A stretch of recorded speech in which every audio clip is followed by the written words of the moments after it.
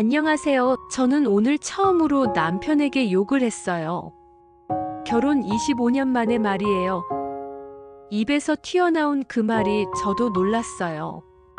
소리가 떨리고 있었거든요. 남편은 그냥 멍하니 저를 쳐다만 보더라고요. 시어머니 핸드폰 번호도 차단했어요. 25년 동안 맏며느리 노릇하면서 한 번도 해본 적 없는 일이었죠. 왜 그랬을까요? 집 한 채 때문이었어요. 아니, 정확히는 그 집에 대한 우리 몫이 전혀 없다는 걸 알았을 때였어요. 이 이야기 들어보실래요? 1999년에 결혼했어요. 25이었죠. 신혼집은 전세였는데 시아버지가 집 한 채를 마련해 주시겠다고 하셨어요. 그때 참 좋았거든요. 든든하다고 생각했어요. 집값이 8천만 원이었는데 시댁에서 4천, 저희가 4천을 냈어요. 그런데 제 4천만 원은 어디서 났을까요? 친정 어머니께서 딸 시집 잘 가라며 주신 돈이었어요. 어머니가 평생 모은 적금을 깨서 주신 거였어요. 그리고 조금 남는 돈으로 남편과 함께 치킨집을 차렸죠. 그때는 정말 열정적이었어요. 새벽 5시에 일어나서 재료 준비하고 밤 12시까지 가게에서 일했어요. 손이 기름 냄새로 절어도 괜찮았어요. 우리 집 마련한다는 생각으로요. 그런데 웃긴 건 시동생 대학 등록금도 저희가 냈다는 거예요. 시동생이 미안하다고 하면서 나중에 꼭 갚겠다고 했어요. 그때는 당연하다고 생각했어요. 가족이니까, 맏며느리니까. 매달 80만 원씩 4년 동안 총 3,800만 원이었어요.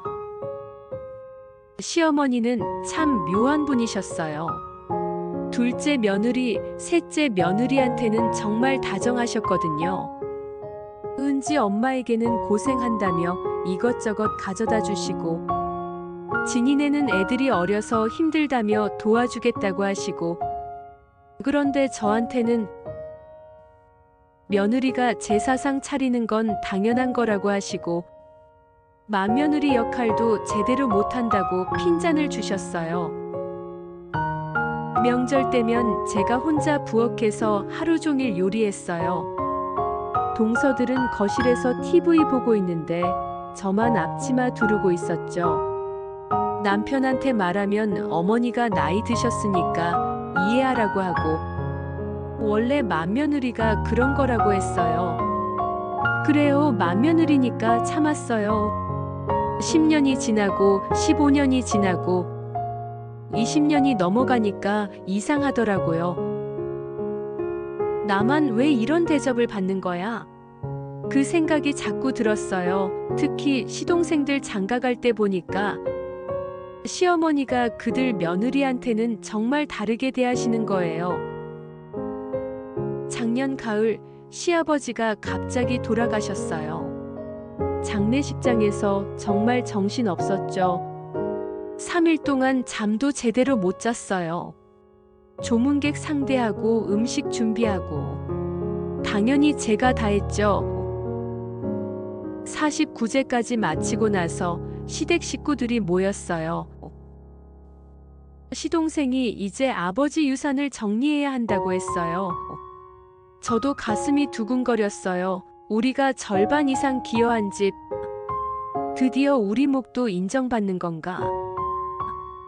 그런데 남편이 조심스럽게 집은 어떻게 할 거냐고 물었어요. 시어머니가 대답하시더라고요. 주택연금을 하시겠다고요. 그게 제일 좋겠다고. 주택연금 그럼 소유권은 어떻게 되는 건지 궁금해서 물어봤어요. 당연히 자기 이름으로 되어 있다고 하셨어요. 아버지랑 공동명의였으니까 이제 자기 거라고. 그 순간 정말 귀에서 윙윙 소리가 났어요. 제가 떨리는 목소리로 그 집 살 때 저희도 절반 냈다고 했어요. 시어머니는 그게 무슨 소리냐고, 그때 전세금 보탬 준 거 아니냐고 하셨어요. 전세금 보탬. 4천만 원을 전세금 보탬이라고요? 정말 어이가 없더라고요. 전세금이 아니라 집 구입비였다고 등기부등본에도 나와 있다고 했더니 등기부등본에는 아버지 이름만 있다고 저희는 그냥 돈 빌려준 거라고 하시더라고요. 빌려준 거라니 정말 기가 막혔어요. 25년을 함께 살면서 이런 소리를 들을 줄이야. 시동생들은 아무 말도 안 했어요. 그냥 바닥만 쳐다보고 있더라고요. 집으로 돌아오는 차 안에서 남편한테 왜 아무 말도 안 했느냐고 물었어요. 뭘 어떡하냐고, 어머니 마음이 그런데 어떡하냐고 했어요. 그럼 우리 돈은 어떻게 되느냐고, 내가 친정에서 받은 돈은 어떻게 되느냐고, 시동생 학비로 낸 돈은 어떻게 되느냐고 물었어요. 그건 가족이니까 당연한 거 아니냐고 하더라고요. 그땐 정말이지 온몸에 피가 거꾸로 도는 것 같았어요. 제 입에서 욕이 튀어나왔어요. 25년 동안 맏며느리 노릇하면서 언제 내 돈이 내 돈인 적 있었냐고, 언제 내가 일꾼이 아니라 한 사람으로 대접받은 적 있냐고 소리쳤어요.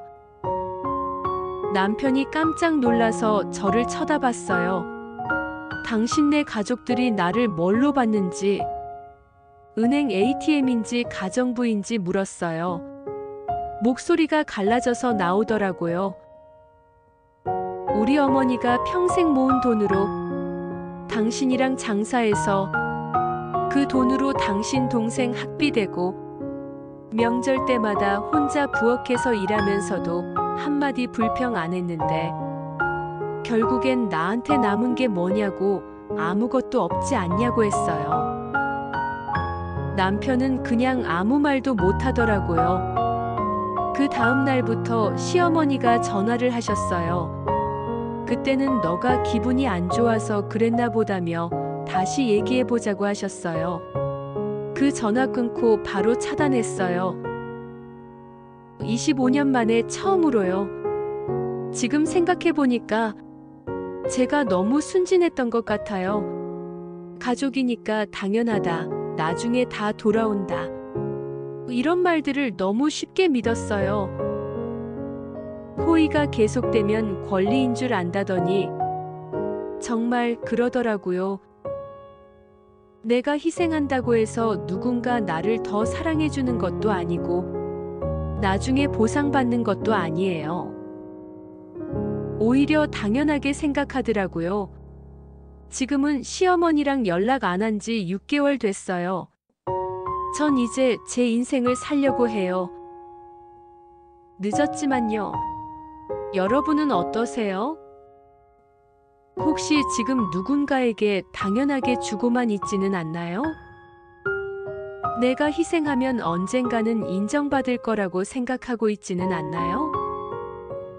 세상에서 가장 소중한 건 나 자신이에요.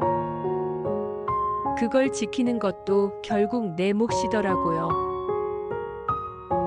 긴 이야기 들어주셔서 고맙습니다. 구독과 좋아요는 영상 제작에 큰 힘이 됩니다.